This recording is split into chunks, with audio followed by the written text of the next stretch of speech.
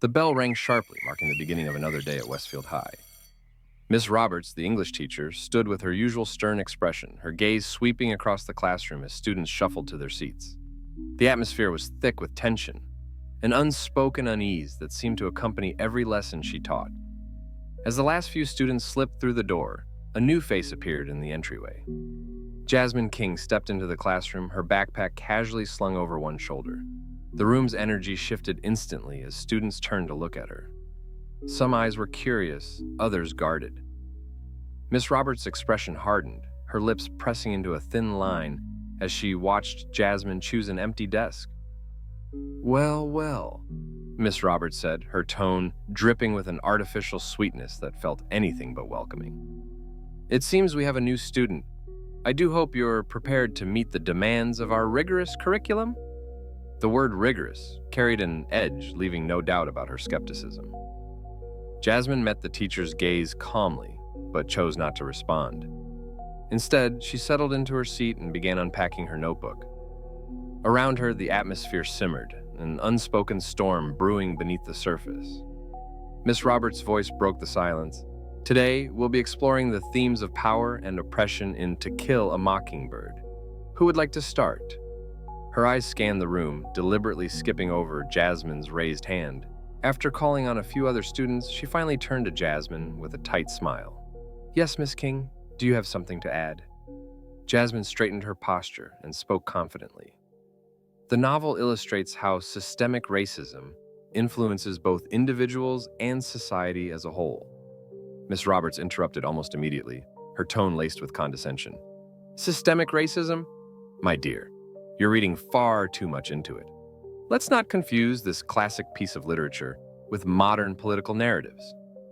A ripple of discomfort spread through the classroom.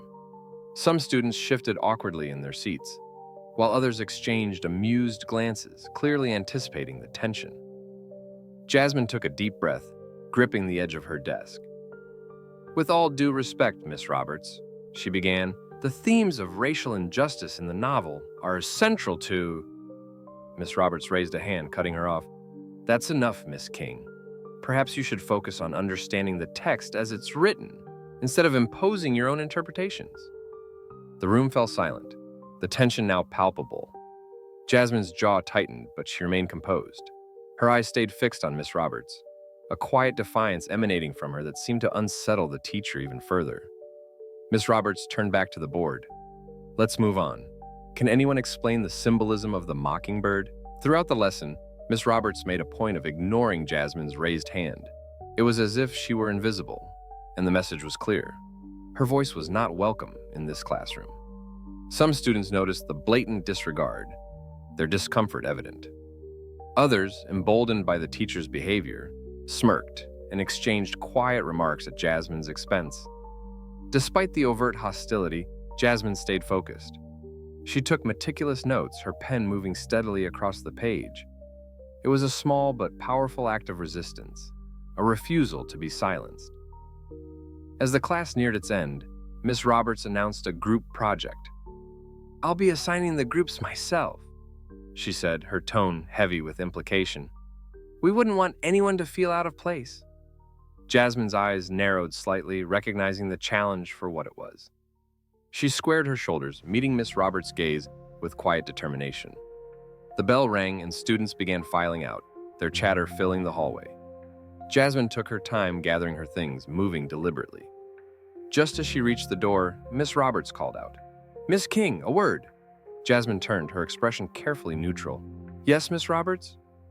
The teacher's smile was thin and sharp. "In this class, we focus on facts and analysis, not personal opinions or agendas. I'd hate to see you struggle because you can't separate your feelings from the curriculum." Jasmine's gaze remained steady.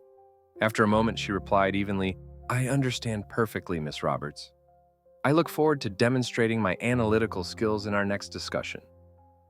With that, she turned and walked out, leaving Miss Roberts standing alone, a flicker of uncertainty crossing her face. The following week, Jasmine entered the classroom with her head held high, ready to face whatever awaited her. Miss Roberts' eyes narrowed as she tracked Jasmine's movements. The air seemed charged, like the calm before a storm. As the lesson began, Miss Roberts' scrutiny of Jasmine intensified. Every action, every word, was subject to nitpicking. "Miss King, is that gum you're chewing?" she snapped, her voice sharp. Jasmine froze, surprised. "No, Miss Roberts, I—" "Don't lie to me," Miss Roberts interrupted. "Spit it out immediately." Jasmine, maintaining her composure, stood and mimed throwing away imaginary gum. The room was silent, the tension thick enough to cut. Throughout the day, Miss Roberts continued her relentless targeting, finding fault with everything Jasmine did, her posture, her handwriting, even her tone during discussions. Some students exchanged uneasy glances, while others followed the teacher's lead, whispering snide comments behind Jasmine's back. But Jasmine refused to crumble. Her quiet resilience spoke volumes, her determination unshaken despite the daily challenges. When the time came for the group project presentations, she knew it would be a pivotal moment. Jasmine stood before the class, her project meticulously prepared. Her voice was steady as she began explaining her analysis of To Kill a Mockingbird and its themes of racial injustice and moral courage. Miss Roberts, seated at the back, watched like a hawk, her pen tapping against her clipboard. Halfway through, Miss Roberts interrupted. "Miss King, don't you think you're overemphasizing certain aspects of the novel?" Her tone was dismissive. Jasmine paused, taking a deep breath. "I believe these themes are central to understanding the book's message." Miss Roberts leaned forward, her voice cold. "And yet you fail to acknowledge the broader literary merits beyond your narrow focus." A murmur ran through the class, the weight of the teacher's prejudice now unmistakable. Jasmine stood her ground, responding calmly but firmly. "With respect, Miss Roberts, my analysis is grounded in evidence from the text and supported by scholarly interpretations." Before Miss Roberts could retaliate, the door opened and the principal, Mr. King, stepped inside. The room fell silent. He surveyed the scene, his eyes briefly meeting Jasmine's before settling on Miss Roberts. "Miss Roberts," he began, his tone measured but firm, "I'd like to have a word with you about classroom conduct." The teacher's confidence faltered, and the class watched as she followed Mr. King out of the room. Left behind, Jasmine felt a surge of relief. For the first time in weeks, the oppressive weight of injustice began to lift. Justice, it seemed, had finally arrived.